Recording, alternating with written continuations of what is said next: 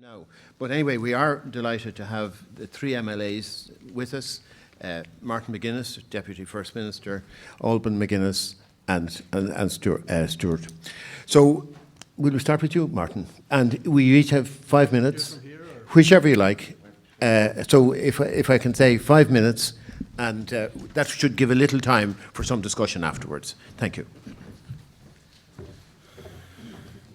Well, G.E. agus tá achas mór orm a bheith seo live anew.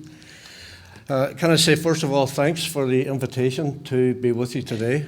I was at the first meeting of the Constitutional Convention. Obviously, because of all our duties in the North, it's been very difficult to get to others, but I'm delighted to be at this one, which is specifically dealing with voting rights for people from the North in presidential elections. I do want to say I've followed the progress of this Constitutional Convention very closely indeed, and I have to say, in all of the decisions that you've made, you've covered yourself in glory. I think it's been fantastic and a breath of fresh air, badly needed. A couple of words struck me this morning whenever we listened to the diaspora, and it's absolutely can be applied to the situation in the North. And the words were connectedness and connectiveness, and I would add another one, the word belonging, which I think is hugely important. This year we had Fleadh Cheoil na hÉireann in Derry. First time it has ever come north of the border, and it was an amazing week. 430,000 people turned up. 50% higher than any other Fleadh Cheoil na hÉireann. And that was absolutely fantastic for the people of Derry. We had a bit of controversy in our city around Derry being allocated, and I argued for it, this title, UK City of Culture. I have no allegiance whatsoever to the UK, but I have every allegiance to being part of a programme which would bring a new energy to the city, a new dynamic to the city, and a very real prospect of new jobs for our young people. So I argued for it. But it was very, very important that the Fleadh came to the North. And it was very important whenever the Fleadh came to the North that we who were part of bringing the Fleadh to the North recognised that there was a community in Derry that wasn't pro-Irish, but was pro-British. And we wanted them passionately to be involved in the Fleadh. And we set out to work with people in that community, specifically with a group called the Londonderry Bands Forum. And through dialogue and discussion, lo and behold, 4 loyalist pipe bands agreed that they would participate in the Fleadh, which was absolutely fantastic. They were told not to play any controversial tunes. One of them couldn't resist it. And to a huge audience, they played the sash. And nobody blinked an eyelid. They got great applause. And it was absolutely fantastic. So when I argue for voting rights in presidential elections, I argue for voting rights not just for the community that I represent, the Nationalists and the Republicans. I am arguing for voting rights for those people. Also, they were born on the island of Ireland, and maybe not a huge percentage would turn out to cast their vote, but I think a sizable percentage would. I think it would be a fantastic act of reconciliation for the people of this island to stretch out the hand of friendship to those people. And I think if you were to consider this decision, and it is a big decision, and these are important decisions for the constitution of this country, consider it in that context that this propels what is widely seen internationally as the most successful peace process in the world forward in a very dynamic way. I think it would be difficult to overstate the historical significance of voting rights for Northern nationalists. Universal suffrage only came to the north as late as 1969. My father was a daily communicant, went to Mass every day of his life. I was shocked when I saw him in a civil rights protest march on the 5th of October 1969, arguing for one man, one vote. And of course, the people of Derry were beaten off the streets for demanding a fundamental right as the world watched in absolute disbelief. So the issue of the right to vote has a great resonance and a great meaning for all of us. Peter Canavan, one of the greatest Gaelic footballers that Ireland has ever seen, tells a great story about the 2003 All-Ireland final, whenever Tyrone played Armagh, and they lined up on the red carpet, 30 players, the cream of Gaelic footballers that year in our country. And President McAleese came down and walked along and shook each of their hands. And not one of those people on the red carpet had the right to vote on a presidential election, not even Mary McAleese. It's a very powerful story. So I think that's just one example of the continuing anomaly of partition and its daily reality of exclusion of your fellow citizens. Exclusion from our own nation is what denying us the franchise actually perpetuates. If we live outside the jurisdiction of the Irish state and under British jurisdiction, that is without our consent. And it is against our will. And I say that as someone who has signed up to the Good Friday Agreement and the principle of consent, and I don't believe in saying what I've just said, I'm in conflict with my loyalty to the agreements, whether it be the Good Friday Agreement, the St Andrews Agreement, or the Hillsborough Agreement, which myself and Gerry Adams were very at the heart of with other political leaders in bringing fundamental change to the North. So we in the North, and particularly border families, are often directly or indirectly affected by political decisions made in this state and by its policies, its laws, its spending decisions, its actions and indeed inactions. The reality of 21st century Ireland, I think, is one of absolutely of cross-border mobility. Many northern citizens have cross-border business interests or employment or own property and pay taxes on income and assets in the south. So I believe it's time to end these last vestiges of unequal citizenship. Martin, I think we're getting close to the end Okay, of your well, time. simply, I think I've made my case. The Good Friday Agreement fundamentally makes the case for all of us. This is about equality. It's about us in the North wanting to belong. When this is over, I'm going to rush to Croke Park to see the second half of the Clare-Cork match. I was there last Sunday watching the All-Ireland final. My brother was one of only two Gaelic footballers from Derry City who managed to play for Derry's senior county football team and won an All-Ireland medal and played in two All-Ireland semi-finals. So we feel very passionate about our Irishness, but we also feel very passionate about the peace process, about moving forward to peace and reconciliation and unity by totally peaceful and democratic means. This is a great opportunity to stretch out the hand of friendship to Northern nationalists, to Northern Republicans, and maybe even more importantly, to Northern Unionists. Garamila Maugov. Thank you very much, Martin.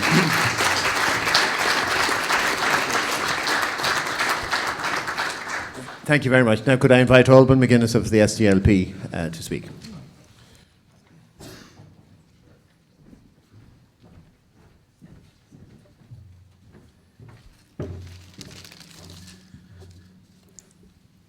Chairman, members of the Constitutional Convention, I want to salute you for the work that you've done as a convention over the past number of months.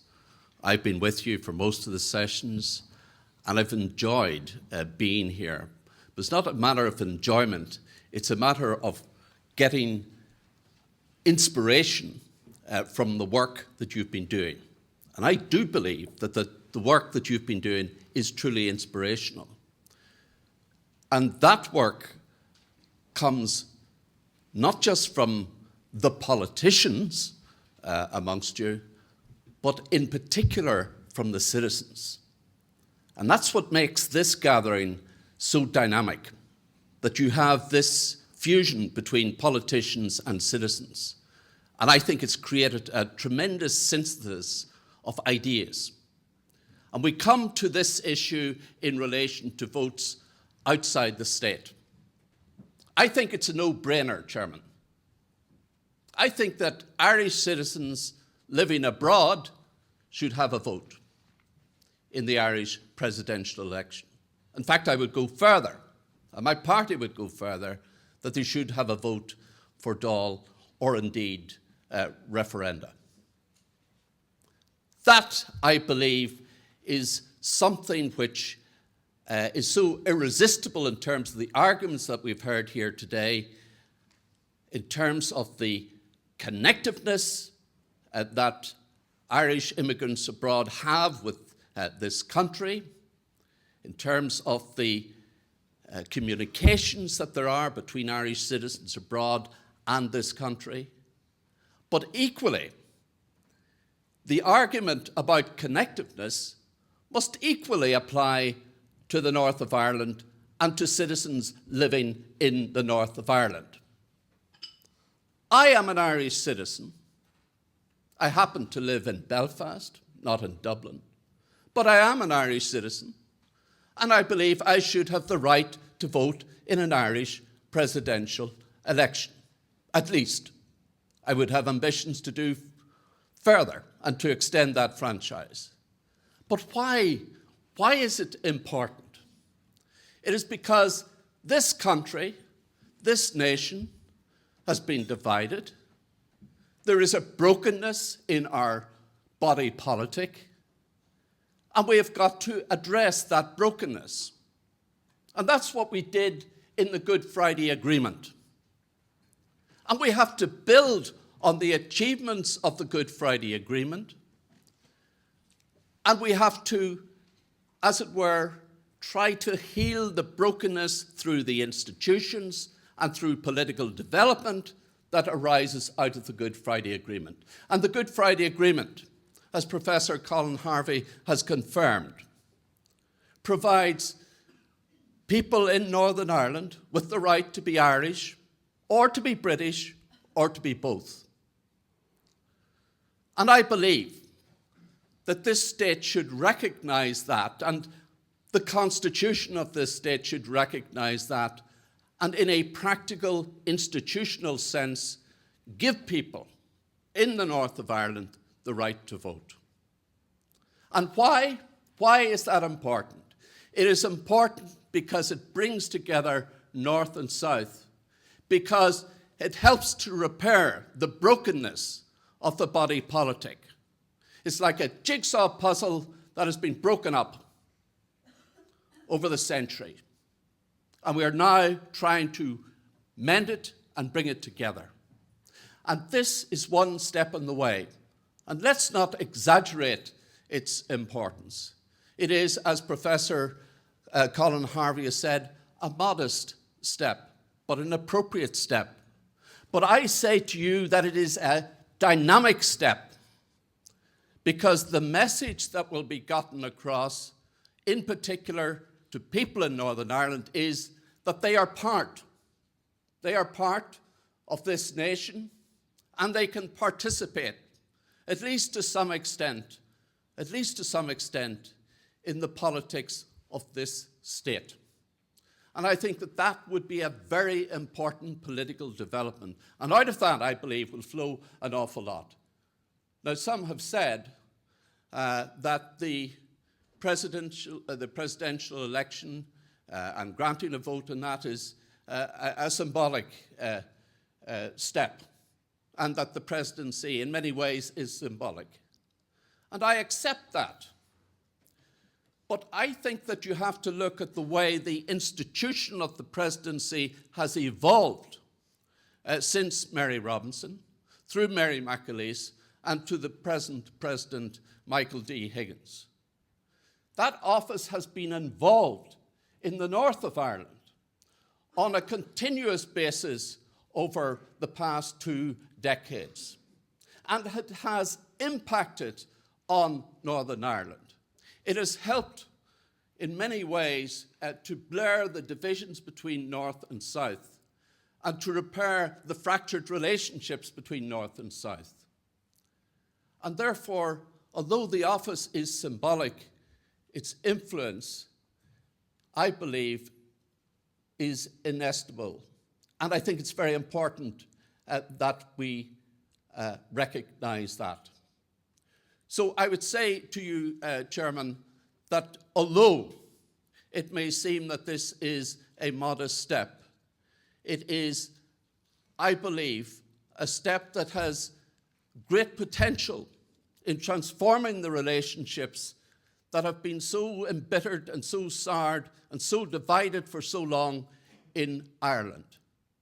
And we have a duty, and you have a duty, I believe, as citizens and politicians, to assist in the process of ending that brokenness and healing those divisions.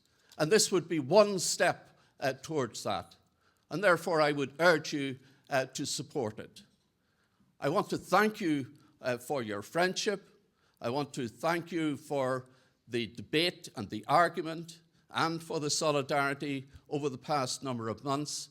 I've enjoyed being here, and I will continue to attend as long as I can and make some contributions to your deliberations. Thank you very much indeed.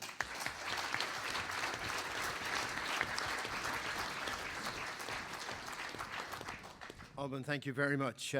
Actually, both Martin and Alban slightly slipped over their 5 minutes. So, Stuart, introducing Stuart Dixon of the Alliance Party, to say to you that you will have exactly the same latitude. Stuart. Thank you. And thank you, Chairperson, and thank you to the people that were sitting at my table earlier on today. We had a very interesting and very well-rounded conversation, and I've thoroughly enjoyed the opportunity to have that debate. Representing the Alliance Party at this Constitutional Convention, we took a general view that we would only participate in those sessions which had a direct influence or impact on Northern Ireland, and today is one of those. And that is in part one of the reasons why I'm here. But I really do genuinely wish to thank you, and I've been here before and I have enjoyed the debate, and I think the methodology and the way in which the whole process is being done is really not only a credit to yourselves, but it really is a model for many European countries and a very modern way of doing politics. So congratulations in relation to that. I'm both British and Irish. I hold an Irish passport, but I'm also a British citizen. I'm, as a professor from Queen's University said, Northern Irish. But I also see myself as a European. In fact, I have an old election slogan at home that says, "My country, Europe." So I'm a very complex individual. I think we probably all are. We all see ourselves on a range of different levels. Comment has been made, and the debate at this stage is about whether the franchise with regards to presidential elections should be particularly extended to citizens in Northern Ireland, although it is a part of a much wider debate in relation to Irish citizens wherever they live. The Good Friday Agreement did not create joint authority. It recognised Northern Ireland as part of the United Kingdom, but it also recognised the possibility of constitutional change for Northern Ireland and indeed the United Kingdom, and the position of Northern Ireland within that, through the principle of consent, which would include and require referendum both north and south. Therefore, we have what is in effect a very delicate balance in the constitutional position of Northern Ireland. To make a unilateral shift in that, which I believe, extending the franchise for a presidential election to people in Northern Ireland, could have the potential effect of upsetting what is in a really delicate balance. We could have a situation where citizens in Northern Ireland would see the President of Ireland as their head of state, perhaps just Catholics and nationalists. And we would have Unionists and Protestants seeing the Queen as their head of state. That would be a very difficult, and I would predict a very dangerous situation for us to get into. As a Liberal and as a member of the Alliance Party, I actually believe where I live and where I contribute is where I belong and where I should vote. Listening to the gentleman speaking from Germany today, while I understand his want to vote in Irish elections, if I were in his shoes, what I really would want to be fighting for is my right to vote in German elections. That's what I would be doing no matter where I lived in the world. If I left this country, if I left some other part of the United Kingdom or some other European state and went to live somewhere else and wished to live and contribute in that community and that society, and they denied me the right to vote on the basis of some form of disqualification, my challenge wouldn't be to want to vote back in my home country, but it would be to want to vote in the country in which I was living and contributing in. But I don't rule out the prospect of that change. But I think that change has to be very carefully thought through. And for us in Northern Ireland, it is part of a very delicate balance created by the Good Friday Agreement. Today's discussion is perhaps one of those discussions, while I understand we should be looking at the high-level concept of voting rights and extending those voting rights, that in fact we're perhaps having a cart before the horse conversation. And in fact that the devil is in the detail. And until we actually know what the detail is, we shouldn't actually be making a decision in respect of this matter.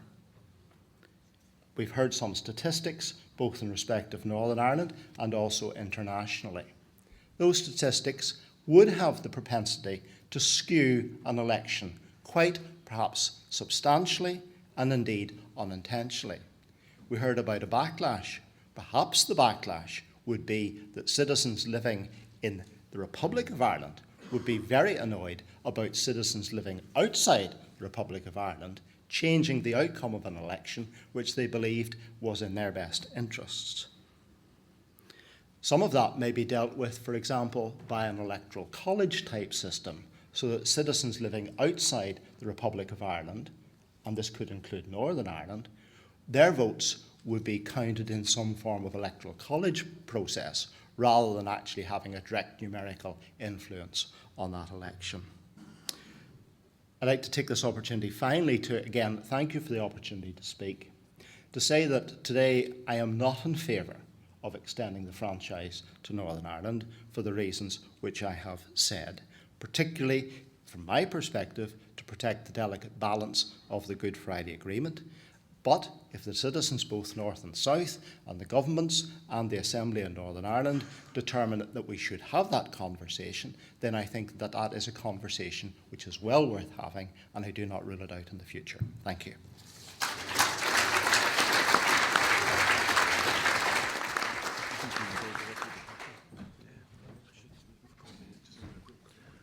All right. Thank you very much, Stuart, for that. Martin, are you rushing away to the match? Well, just for the moment, well, let's just, we've got a few minutes, not many, but because I think in a way, probably we all need a cup of coffee shortly, but if there were a couple of comments, you know, we've had the advocates on both sides of this argument, we've had this really important discussion about Northern Ireland, and if there were a couple of comments, I'd be happy to take them. Regina, where's Regina? Oh, Regina, and then Catherine. Thank you. Thank you. Regina Doherty is my name. I'm 99% sure in my head where I am with Irish citizens, but I'm really curious and have some questions with regard to the North, and particularly in relation to how you think it would be received if, for argument's sake, if we decided today that the entire community of Northern Ireland should have a vote. How would that be received by the people in the North who don't consider themselves Irish, who do consider themselves British? And genuinely, Stuart, how do you feel it would impact on the Good Friday Agreement? And could it be detrimental insofar as that it would be seen as an advance by the Republic of Ireland to impose a president for the entire island of Ireland as opposed to the Republic of Ireland? There's there's a whole lot of questions I have buzzing around in my head from that. That certainly, that in essence was what I was trying to say, and I think that is genuine. Could you get closer to the microphone, Sorry, Stuart? that is genuinely what I believe. The Good Friday Agreement, I think, is certainly perceived by many people, and probably primarily by Protestants, as a settlement, and that settlement is going to have to last for a very long time, and any change in that could very much be seen as a change in the process, as a Trojan horse that was actually introduced by the Good Friday Agreement, and that there would be a case of, well, we told you so. And I don't actually think that's what the Good Friday, in fact, I'm absolutely convinced that's not what the Good Friday Agreement was all about at all. The Good Friday Agreement was about bringing proper relationships between the United Kingdom, the Republic of Ireland, and the contested state of Northern Ireland. And it has brought a settlement to a question that needed to be settled. And in those circumstances, I think that this is a very difficult change, and it's one that has the propensity to cause a great deal of damage if it were to proceed. Thank you. Alban, did you indicate you wanted to come in? Yeah, I just wanted to say I don't see how it can damage the Good Friday Agreement. I don't think it'll damage our politics. I see it as a dynamic element in developing good relations between North and South. It will actually allow people in the North to be involved at some level in politics throughout the whole island of Ireland. I think that's an important step forward. Now, we've had various discussions about results being skewed. I resent that word. If Northern citizens vote in an Irish election, their vote's the same as any other vote in Cork or anywhere else or in Dublin. The result might be different from what some people might want, but Northern citizens are exercising their vote, and I think that's a very important thing, to involve people in the political life of the country, perhaps at a peripheral level, but nonetheless an important symbolic level, and I think that is a good thing. The other thing is, I believe unionists will vote. I believe unionists will vote. They might vote against people, but they might even put their own candidate up. Yeah. But is that not of great value? Getting unionists involved at a national level in Irish politics, I think that's a good thing. Okay. And I mean, the Good Friday Agreement allows you to be Irish, to be British, or to be British and Irish at the same time. So, you know, that's scarcely damaging that aspect of things. Thanks, Alban. Martin? Well, I'm not that sure that the unionists would put up a candidate, but I absolutely agree with Alban that unionists would vote. And over time, I think more and more unionists will vote, even if they're casting their ballot to prevent, say, a Sinn Féin candidate becoming president, which is quite legitimate in a democratic society. I don't think it impinges at all on the Good Friday Agreement. And President Higgin himself, and I'm going to quote him, his wish was to be the president for all the Irish at home and abroad. And he committed himself to building a real and inclusive republic. Now, that's what I want to see. I want to see a situation where those people who, under the terms of the Good Friday Agreement, were accorded the right to continue to be part of the Irish nation, to have the added ability, not just to get a passport, but to actually cast a vote for the president of this country. Would that cause civil disturbance? Not in a million years. Some people mightn't like it. Some people might issue statements criticising it. But it would not, under any circumstances, move the inexorable course to peace off the agenda in one iota. Absolutely confident about that. Okay. We'll come. Stuart, I know you want to come in. What I want to take, you will get back in again. Ryan, you wanted to comment? Yeah, well, I think it's a very good point that's been made, and I want to give a non-party political view on this. Someone from the national/Republican community that's not involved in party politics. I, at the moment, don't have a right.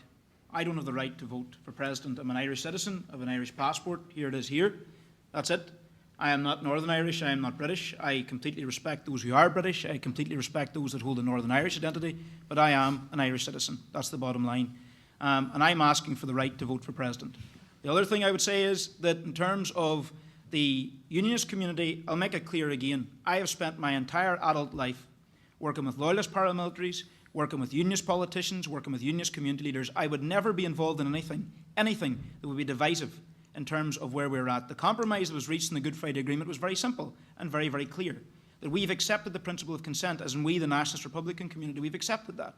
But our Irish identity and our Irish nationhood was given to us in statute as part of that agreement. So by me getting a right to vote for the head of my nation should in no way impinge or take away from anyone's right to be British. We've seen the work that President McAleese undertook. We've seen the work that Martin has undertaken in terms of reaching out to the British monarchy, welcoming the British head of state here to this jurisdiction, and also reaching out in the north. That's what this is about. This is about bridge building. It's about equality, and it's about promoting the ideal of peace. Colin, I'll let you in as well, but I do want to take two comments from the floor, then we'll go back for one last round of comments. Catherine Murphy firstly, and then Jerry Adams. Thank you. It goes back to the first panel actually, and it goes back to one of the points that was raised this morning about what does it mean to be an Irish citizen, and obviously there's rights and responsibilities.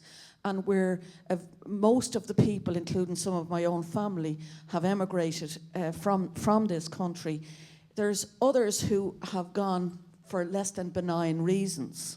And the responsibility aspect of it, for example, for people who have gone and declared their centre of interest outside of Ireland, all of the economic arguments don't fall on one side, is the point that I'm trying to make.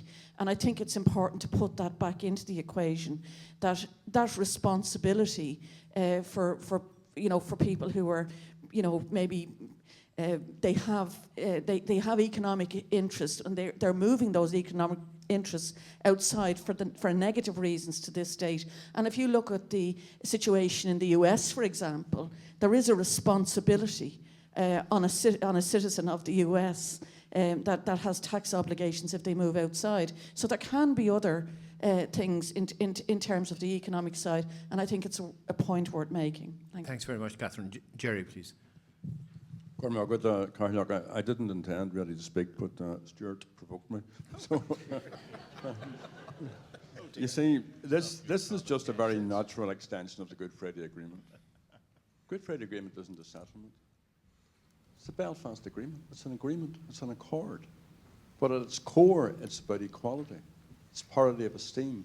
It's tolerance. It's respect for all of the people who live in that part of the island and across the island. And just two little, because Ryan made reference to Martin's handshake with Queen Elizabeth. What most people may have missed was the President was there that day as well. And quite rightly. And that was the balance that was part of that choreographed event. Also, Mary Robinson at her time visited loyalist and unionist neighbourhoods and communities and was welcomed. So did Mary McAleese, and so does Michael D. Some politicians from here are actually more welcome in parts of the north than there may be in parts of this state. Michael Noonan was at Stormont on Friday discussing matters of mutual importance and advantage to both people in both parts of the island. So the need just to embrace the rights of citizens there to exercise the vote. And I agree with Alban, which is a not enough occurrence. Unionists, not all unionists, of course, but unionists will vote. Unionists will vote tactically. Yeah. And that's a very, very good thing, and it's a very, very simple thing. So others have described it better than me. I was very taken by Colin's passion when he was speaking, and when he said, I'm an academic, but this isn't an academic subject for me. And that's given you an insight into what I presume was a very moderate Derry person welcome into the city of Belfast, just given a sense of how emotional this is. Just imagine if the people of Munster were told, you can't elect the president. Or the people of Dublin were told, or the people of Carlow were told, or the people with red hair were told, you have no vote in this. Right, so let's treat everybody the way we want to be treated ourselves. Go on, Margaret. Thanks, Jerry. We're running a little bit over time, but I do want to let all of the panellists here have one last word. But Charlie, you want to also have a small intervention as well. I just want to say, in the context of our morning's deliberations and indeed this afternoon's deliberations, I think it would be both unfair and unreasonable if a message was to go from this convention that extending the vote to Irish citizens overseas and Irish citizens on this island was to be in some way construed as a Trojan horse for exercising the jurisdiction of this state over Northern Ireland. I don't believe that is what we're about. I don't believe it's a message that should go from here. I prefer to look at it in the context of a continuation of the Good Friday Agreement. And if people are fearful that this is in some way to be construed as a power grab, well, then I suggest they read the Constitution, and particularly the amended Articles 2 and 3 of our Constitution, consequent on the Good Friday Agreement, and Article 6 of our Constitution, which specifically states the jurisdiction of the officers of our state, including the President. Thank you. Thank you very much, Charlie. I'm going to start, and I would ask people to be very brief. Colin, I knew you wanted to get in again and briefly to comment on something. If you don't, that's fine. Just very briefly to say two things. One is, I think it's important that we focus on the specific question that we're being asked today. I think that's one point around the right to vote in presidential elections from those residents outside the state. But I'd also like to just pick up on one point. That it's often said in the debates about Northern Ireland that Northern Ireland remains constitutionally part of the UK in law. And that is, of course, legally correct. But the terms of governing Northern Ireland since 1998 have changed. The terms of governing have changed in law and practice. And the principles that now govern the terms of that change are set out in the agreements, the Good Friday Belfast Agreement, and also the agreements that follow. And what you're being asked to do this weekend, I would just like to say, is fully consistent and in line with those agreements. Thank you. Thank you. Thank you very much. John, do you want to comment? Very briefly, I think it's interesting the comments that are made about the probability that Unionist Protestant British people would actually engage and vote if they were given the right to do so, and they would vote tactically, vote strategically, and probably because certain basically the non-Sinn Féin parties would try to mobilise the Protestant vote in Northern Ireland. And one of the things that I was intrigued by in the data I had was that the non-Sinn Féin parties would be starting from quite a low base in terms of trying to mobilise, because Protestant antipathy to Sinn Féin was pretty much the same as their antipathy to the non-Sinn Féin parties who may try to mobilise them, i.e. they didn't like Fianna Fáil or Fine Gael very much, and I presume it would be Fine Gael who would try to mobilise the Protestant vote against a Sinn Féin candidate. Ryan, did you want a last word? No. Yeah, just in terms of presidential elections, I want everyone to think very carefully of the last 4 presidential elections that we've had in the state. And I want you to think very carefully about whether they followed party lines or whether they followed the usual elections we had to the Oireachtas. Because they were about personalities, they were about individuals, and it was a completely different type of election. It was about a person being elected to guard the Constitution and lead the nation. And if you think about it very carefully and look at them elections, in every one of them, there were surprises along the way.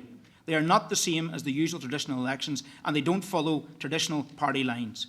So what we are asking here simply is for us to have a fresh approach in terms of how we look at the head of the nation. And I want you to think also very carefully tomorrow when you cast your ballot in terms of this vote, how the last couple of presidential elections panned out. They're a different situation. It's a different context in terms of politics in this island. We have an opportunity now to make significant change. You have that power. You are the people that have been put into this august body to set the tone for the next century in this island. And I ask you to consider very, very carefully the opportunity in front of you today to unite the people of Ireland across the world. Thank you. Thank you. On this side, brief. Stuart, you're going to have the last word. So maybe that's the most powerful one. Martin. Colin referred to the Good Friday Agreement, and just to remind people, whenever that agreement was agreed, It set up three important institutions: Power Sharing Executive in the North, North-South Ministerial Council, and the British Irish Council, North-South, East-West internal relationships. I'm the longest serving Deputy First Minister. I'm the longest serving member of the North-South Ministerial Council, and I'm the longest serving member of the British Irish Council. And I say that to highlight for people the fact that those institutions have clearly found favour with the overwhelming majority of the people of this island, nationalist, loyalist, Republican and Unionist. Now, I remember the very first time Ian Paisley and I led our ministers to meet with the Taoiseach and his ministers. And there were over 20 of us in a building in Armagh City. And we all stood for a family photograph. And what was striking about the family photograph of ministers from Belfast and from Dublin was that there wasn't a British minister in sight. And that's how we need to go forward. Changing the Constitution to give people in the North the right to vote for the President is a natural part of that evolutionary process. And I think that the way in which this happens, if it does happen, has to be couched clearly in terms of ensuring that everybody in the North recognises that this is a very serious attempt by people in the south of our country to stretch out the hand of friendship and reconciliation to Catholics and Protestants, Loyalists, Unionists, Nationalists and Republicans. It will be a very powerful development. Thanks, Martin. Alban? Just to say about the Good Friday Agreement, Good Friday Agreement is a dynamic political arrangement. It's not an arrangement that leads to some sort of political paralysis. And we should remember that. We have to work through the agreement in order to achieve the goal of the agreement. What is the goal of the agreement? The goal is reconciliation in this island. It's to repair the brokenness of this island and the brokenness of our people, to repair those damaged relationships, both within Northern Ireland, between North and South, and between Britain and Ireland. Now, we've done pretty well in relation to Britain and Ireland. And we've made some progress between North and South, and we have to do better within Northern Ireland itself. But remember the dynamic nature of the Good Friday Agreement. And this small, modest proposal could help to make that work much better. And I think that you should be seeing it within that context. And I just want to repeat again that the presidents, the series of presidents that we've had, have made a contribution to Northern Ireland and have been accepted throughout Northern Ireland in all communities for the past 2 decades or thereabouts. That's an amazing achievement. And therefore, it is right and proper and fitting that people in Northern Ireland maybe should have some say in the election of that person who can make that sort of contribution. So, Stuart, thank you very much, Alban. And Stuart, you have the last word.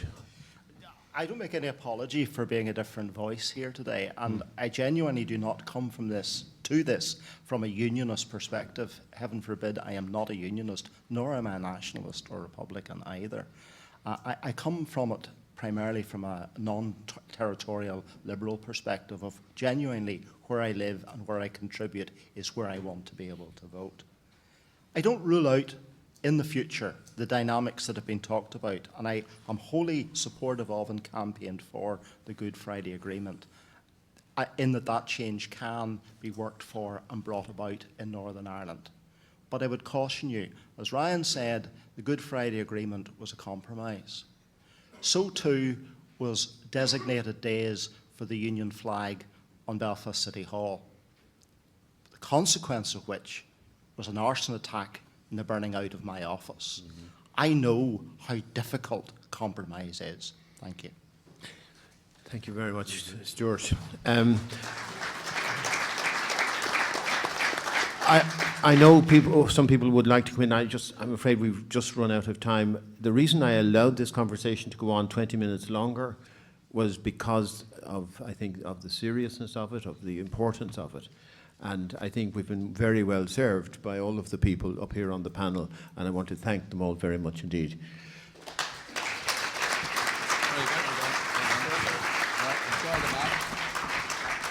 If we could restrict our coffee to about 10 minutes and get back as close to 4 o'clock as possible. Thank you.